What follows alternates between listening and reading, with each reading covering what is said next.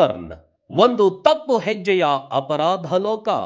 ನಿಜ, ಒಂದು ತಪ್ಪು ಹೆಜ್ಜೆಯ ಅಪರಾಧ ಲೋಕ. ಭಾವಿ ಸೊಸೆ ಹುಟ್ಟುಹಬ್ಬಕ್ಕೆ 70 ಕೊಠಡಿಗಳ ಬುಕಿಂಗ್, ಕೆಲವೇ ದಿನಗಳಲ್ಲಿ ಮಗನ ನಿಗೂಢ ಸಾವು. ಶ್ರೀಮಂತ ಕುಟುಂಬದ ಅದ್ಧೂರಿ ಮದುವೆ ಸಿದ್ಧತೆಗಳು, ಕೋಟ್ಯಂತರ ರೂಪಾಯಿ ವೆಚ್ಚದ ಸಂಭ್ರಮದ ಯೋಜನೆ, ಪ್ರೇಮ ಕಥೆ ಹಾಗೂ ಕೊನೆಗೆ ಕೊಲೆ. ಮಹಾರಾಷ್ಟ್ರದ ಉದ್ಯಮಿ ಪುತ್ರ ಕೇತನ್ ಅಗರ್ವಾಲ್ ಸಾವಿನ ಪ್ರಕರಣ ದಿನದಿಂದ ದಿನಕ್ಕೆ ಹೊಸ ತಿರುವುಗಳನ್ನು ಪಡೆದು ದೇಶದ ಗಮನ ಸೆಳೆಯುತ್ತಿದೆ. ಈ ವರ್ಷದ ಫೆಬ್ರವರಿಯಲ್ಲಿ ಖ್ಯಾತ ರಿಯಲ್ ಎಸ್ಟೇಟ್ ಉದ್ಯಮಿ ವಿಶಾಲ್ ಅಗರ್ವಾಲ್ ಅವರ ಪುತ್ರ ಕೇತನ್ ಅಗರ್ವಾಲ್ ಹಾಗೂ ಸಿಯಾ ಗೋಯಲ್ ನಿಶ್ಚಿತಾರ್ಥ ಅದ್ಧೂರಿಯಾಗಿ ನಡೆದಿತ್ತು.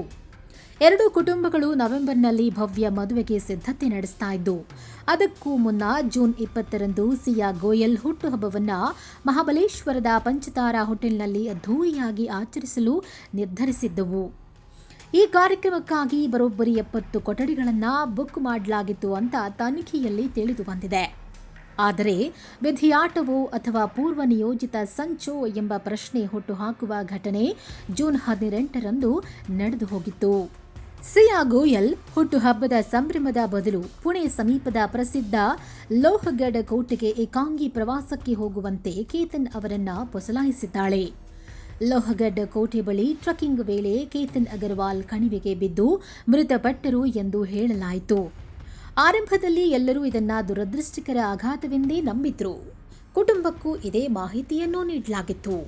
ಆದರೆ ಕೇತನ್ ಅವರ ಸಾವಿನ ಬಗ್ಗೆ ಕುಟುಂಬದ ಅನುಮಾನ, ನಂತರದ ಪೊಲೀಸ್ ತನಿಖೆ ಪ್ರಕರಣದ ಚಿತ್ರಣವನ್ನೇ ಬದಲಿಸಿದೆ.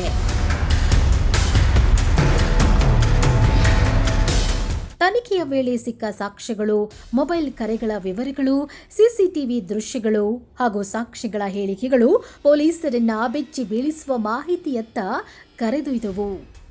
ಸಿಯಾ ಗೋಯಲ್ ತನ್ನ ಆಪ್ತ ಸ್ನೇಹಿತ ಚೇತನ್ ಚೌಧರಿ ಜೊತೆಗೂಡಿ ಕೇತನ್ ಹತ್ಯೆಗೆ ಸಂಚು ರೂಪಿಸಿದ್ದಾಳೆ ಎಂಬ ಅಂಶ ಪೊಲೀಸರ ತನಿಖೆಯಲ್ಲಿ ದೃಢಪಟ್ಟಿದೆ. ಘಟನೆಯ ಕೆಲ ದಿನಗಳ ಮೊದಲು ಸಿಯಾ ಮತ್ತು ಚೇತನ್ ಕೆಫೆಯೊಂದರಲ್ಲಿ ಭೇಟಿಯಾಗಿ ಹತ್ಯೆ ಯೋಜನೆಯನ್ನ ಅಂತಿಮಗೊಳಿಸಿದ್ರು. ಬಳಿಕ ಕೇತನ್ ಅವರನ್ನ ಲೋಹಗಢ ಕೋಟೆಗೆ ಕರೆದುಕೊಂಡು ಹೋಗಿ ಕಣಿವೆಗೆ ತಳ್ಳಿದ್ದರು. ನಂತರ ಘಟನೆಯನ್ನ ಅಪಘಾತದಂತೆ ಬಿಂಬಿಸುವ ಪ್ರಯತ್ನವೂ ನಡೆದಿದೆ ಅಂತ ಪೊಲೀಸರು ಶಂಕಿಸಿದ್ದಾರೆ. ಪ್ರಕರಣದ ಬೆಳವಣಿಗೆಗಳ ನಡುವೆ ಸಿಯಾ ಗೋಯಲ್ ಮತ್ತು ಚೇತನ್ ಚೌಧರಿ ಅವರನ್ನ ಪೊಲೀಸರು ಬಂಧಿಸಿದ್ದು, ಕೊಲೆ ಹಾಗೂ ಕ್ರಿಮಿನಲ್ ಪಿತೂರಿ ಆರೋಪಗಳ ಅಡಿ ಪ್ರಕರಣವನ್ನ ದಾಖಲಿಸಿದ್ದಾರೆ.